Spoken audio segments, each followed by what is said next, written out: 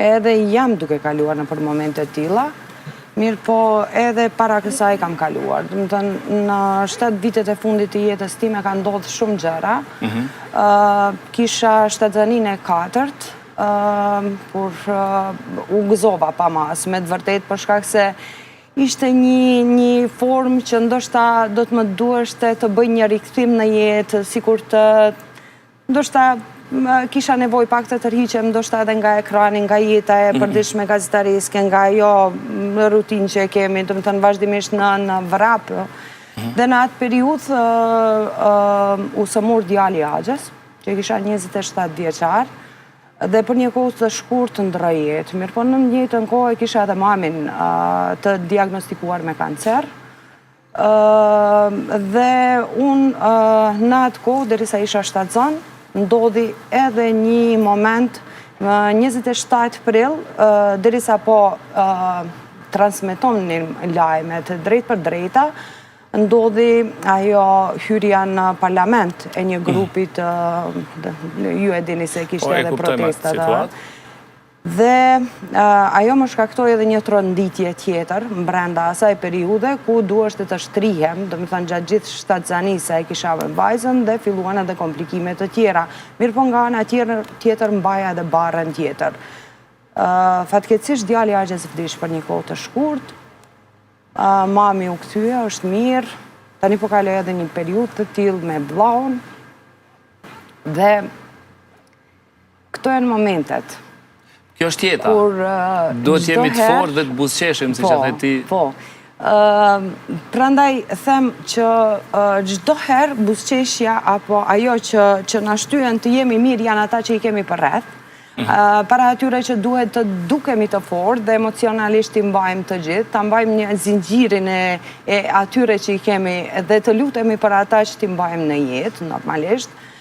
Janë momente të vështira të jetës, mirë po përballë obligimeve të cilat i kemi në jetë, sepse jeta vazhdon sido që tjetë, neve na mbetet vetëm të lutemi, dhe edhe atëherë kur jemi të shtypur ndoshta në mur. Faleminderit shumë që rrefleve për ne. Kështu janë gazetarët dhe ndjejnë përgjegjësinë publike dhe do tjera edhe përgjegjësinë për familjarët. Ta shohim një let me fotografi për të biseduar kështu për profesionin tuaj. Një kolazh fotografisë. Çfarë kujtimesh kemi këtu? Nuk dija çfarë të ndaj, beso që kur bëja edhe selektimin e fotografive, fillova nga ato më të vjetrat kur kisha filluar, kam filluar para 25 viteve në gazetari, isha shumë e re, dhe fillova me emisionin e mëngjesit, lajmet e paraditës dhe më pas të pasdites. Mirë po, tash do të kisha filluar prej atje. Atje jam shtatzan, në vitin 2009 me vajzën... Aty duke folur, pra fotografia e fundit. Me fëmijën e fundit, po. Prej aty do të filloj që të kaloj deri te kjo që është pak më e tashme, vitin e kaluar që ka ndodhur. Atje jam shtatzan në vitin 2009 dhe kam themeluar shoqatën për gra, organizatën një qeveritare për mirëqenien e grave dhe të fëmijëve ajo. Dhe ishte një iniciativë edhe pse isha e lodhur e raskapitur nga shtatzania e tretë, vendosa që t'i përkushtohem një kauze për të cilën unë kisha punuar kohë shumë, ndoshta edhe për shkak të rrethanave të ndryshme në të cilat edhe vetje kam qenë në pozitat e tilla kur kam qenë e paragjykuar nga... Pra krahas gazetarisë, fillove edhe një organizat që kishte angazhime shtesë. Po, pa tjetër. Kishte angazhime shtesë, bile të them të drejtën pas një kohë të shkurt, fillova edhe më shumë të angazhohem, mandej u thellova me raste, me gratë të cilat ishin viktimat të dhunës në familje dhe gratë të cilat ndoshta edhe kishin nevojë për një dorë dhe për të cilat angazhohesha në mënyrë vullnetare dhe mundohesha që ti nxjerr spakua për t'i ofruar një ndihmë, por kjo ishte gjithçka shkoi më pas në aspekt vullnetar dhe në angazhim vullnetar. Në këto, pse desha të ndalem në këtë pjesën e dytë, fillova të punoj me të rinjt.